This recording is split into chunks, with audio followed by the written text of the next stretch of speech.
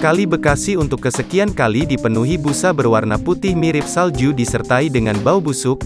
Kondisi ini terjadi di pintu air Bendung Bekasi, Jalan M. Hasibuan, Bekasi Timur, Jumat tanggal 1 April tahun 2022.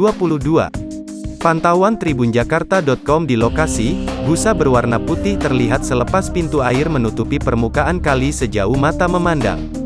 Di sekitar lokasi, bau tidak sedap juga merebak dibarengi dengan kemunculan busa putih di Kali Bekasi.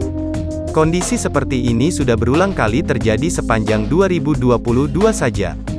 Fenomena kemunculan busa putih disertai bau busuk di Kali Bekasi sudah terjadi sebanyak 2 kali. Penyebab kemunculan busa dan bau busuk tidak lain akibat pencemaran limbah. Sejauh ini belum ada upaya konkret dari pemerintah.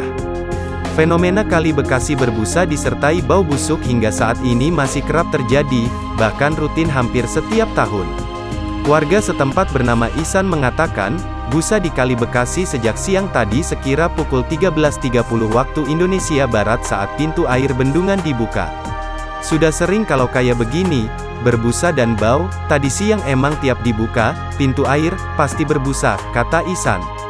Busa ini lanjut dia, muncul akibat riak yang muncul ketika air keluar dari bendungan sehingga menimbulkan buih putih. Buih putih ini lanjut dia, disebabkan karena air Kali Bekasi dipenuhi limbah sehingga tercium aroma tidak sedap. Karena limbah, airnya kan kekocok, riak, pas keluar itu, dari bendungan, keluar busa sama bau, ucapnya. Sementara itu, Sekretaris Dinas Lingkungan Hidup, LH, Kota Bekasi Zeno Bahtiar mengatakan, pihaknya telah menerima laporan terkait fenomena air Kali Bekasi berbusa disertai bau busuk. Kami sudah mendapat informasi tersebut, petugas pengambil contoh lagi turun untuk ambil sampel, kata Zeno.